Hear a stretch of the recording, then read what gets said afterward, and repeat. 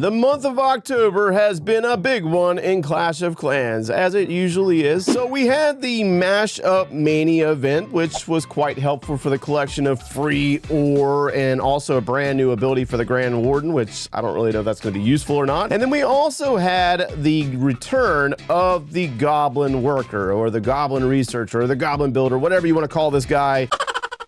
He comes in really, really handy. What's going on, my friends? My name is Joe. Welcome back to the show. And this would be our third month of rush-based repair process. And we got an update video for you on what's been going on and what's been completed. And the main focus this month has been offensive upgrades. Now, we did leave you off on the last time we talked about this base in regard to what we were upgrading. And I was working on the elixir pumps. Now, I need to acknowledge that I'm not sure if this was necessarily a good idea or not, or did I just simply waste time on it, because there has been a lot of chatter of a new town hall level in progress to be released in the upcoming months at some point. We're not exactly sure when that's going to happen, but we can only anticipate and try to plan ahead for our villages. Now, we did finish the upgrades on these elixir pumps to max them out at level 16, and then I did the supercharge process twice because it increased my loot collection and capacity, but I did not do the third level because all it does is upgrade the hit points of the building, and I found that to just be a complete waste of 3 days per upgrade. So we went ahead and moved on from that,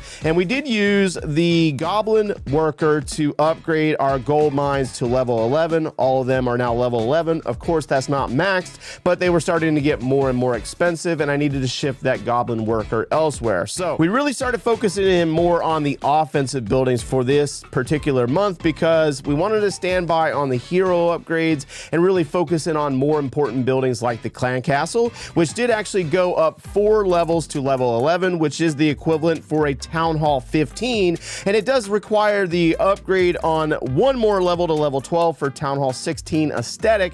However, I didn't really feel like that was worth the 12-day wait time, because it just increases the hit points of the building, and it only gives us 1 more capacity for the siege machine requests. So I figured I'd wait on that, and we'll come back to that at a later date. It's not necessarily as important as the previous levels of that building. We also upgraded the barracks 1 more level, and that unlocked the Yeti. It's currently going to level 15 to unlock the Dragon Rider, and then of course we have 2 more levels to go to unlock the other troops behind that, most importantly the Root Rider, because that's been an integral troop throughout the last couple of months of Clash of Clans, but that very well could change as a release of a new town hall level is conducted. So then we move on to our next building that we focused in on, and that was the upgrading of the Dark Spell Factory. We did max that out at level 6 to unlock the Overgrowth spell, which seems to get used a lot by a lot of players right now.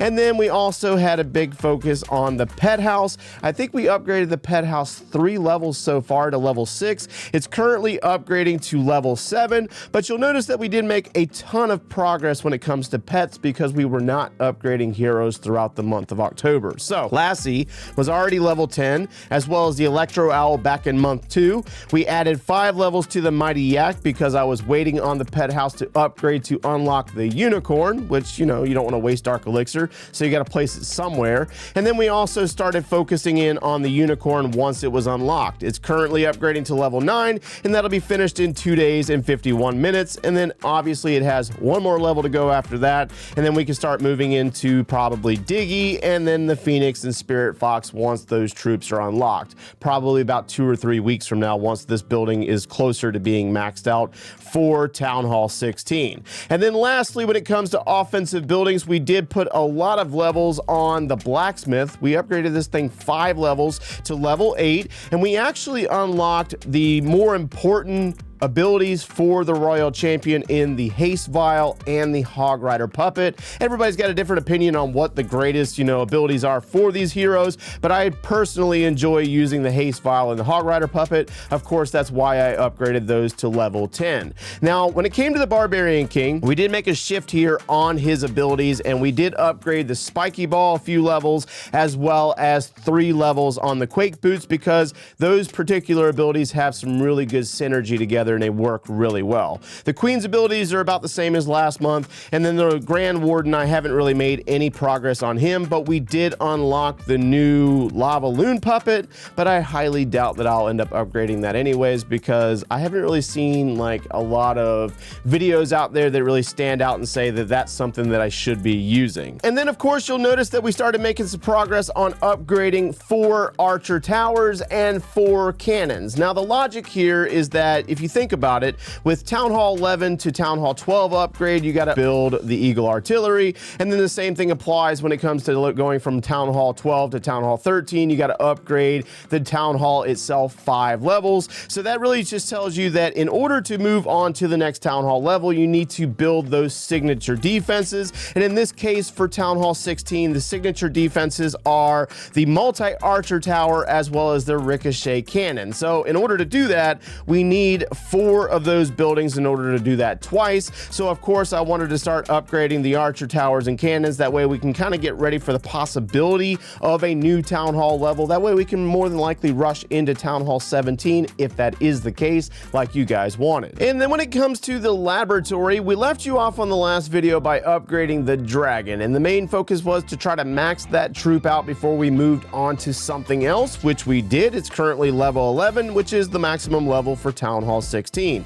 Now we also shifted after that into upgrading the balloon, and believe it or not, we actually maxed out the balloon in this month thanks to those books of fighting that we got from the previous season pass as well as the one from this month's season pass. And then of course we did have the option to use the goblin worker, so we did do some additional upgrades like 4 levels on the healer and 4 levels on the baby dragon. We also placed a level on the heal spell, which I don't really know why that's not maxed out yet, but we'll get it done eventually. And then we also did an upgrade on our poison spell because we were kind of capped out on dark elixir. Now one of the things that I did after seeing a video at the earlier month where I showed like the lava loon with the bat spells, I really wanted to use the bat spells, but then I ended up not using them at all because lightning spells just get the job done when it comes to the use of the lava loons, at least for me. But I did unlock the bat spell and we did upgrade it 5 levels, and now we're currently upgrading the overgrowth spell, which will take 6 days. Now thanks to the lava loon, and I can only contribute this to the use of the lava loon throughout the month of October, we did make it up to Legends League. Now it's currently 5,007 trophies, and we did not sign up for the league, obviously because of our weakened defenses. We wouldn't last a day in Legends League. However, I did want to make sure that I collected the ore that is associated with Legends League, which is actually 1,000 shiny ore and 54 glowy ore per daily star bonus. So that's been quite helpful, and why we were able to place so many levels on upgrading those hero pieces of equipment. And yeah, we'll try to hang out here as long as we can, but honestly I feel like once the lava loon has been removed from the game and we go back to sneaky goblins, we more than likely won't be able to stay up in Legends League, and we'll probably try to hang out more than likely in Titans League 1. Now over on the builder base, this has been a main focus behind the scenes, is unlocking the 6th builder or Bob, and we did make a lot of progress in our 3rd month by finishing off 3 different tasks. We were able to upgrade the multi-mortar to level 9, which completed the task of builder-based defense to level 9 because, you know, they removed that wall piece like probably 9 months ago. I know I've seen a lot of comments about that on the short that I made way back then, but that was just something that was patched, and of course they always do that when something's exploited like that. And then also we did upgrade the baby dragon to level 18. It's the only troop that I've upgraded on this base to finish out that task. And then naturally, once the multi-mortar made it to level 8, we used a book of building on the home village to finish up that very long upgrade on the multi-mortar there. So of course the last thing that we have to complete in those tasks will be the longest grind and the most tedious one, which is the upgrading of the battle machine and the battle copter to, I believe it's level 23 and level 22 respectively, but we'll get more into that once we complete the task and we build the updated guide and realistically how long it takes to get this thing done or the 6th builder unlocked unlocked with the gold pass. Of course, it takes much longer when you're doing it free to play, but it's going a little bit faster this time around, unlike previous bases that I've worked on in the past. Now, the focus for the next month when it comes to this particular village is upgrading those 4 archer towers and those 4 cannons to max, and starting the process on the merging of both the multi-archer tower and the ricochet cannon, and really just kind of waiting it out for the next month's information to see what the next update in Clash of Clans will be. Now let's go ahead and jump over to the Clash Ninja website to take a look at what's been done on this base and how much time is left until it's max, which is, you know, a ridiculous amount of time. According to Clash Ninja, it looks like we have 12% done on our structures, 4% on the supercharge, which I could really care less for, 11% on the laboratory, 10% on the heroes,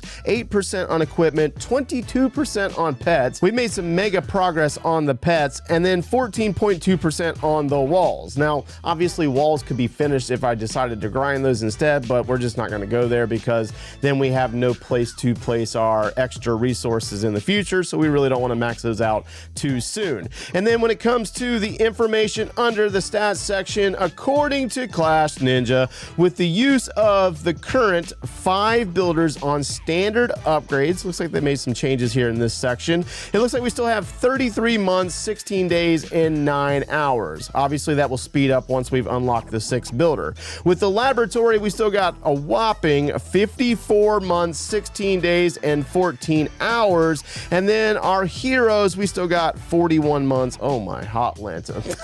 We got a long ways to go.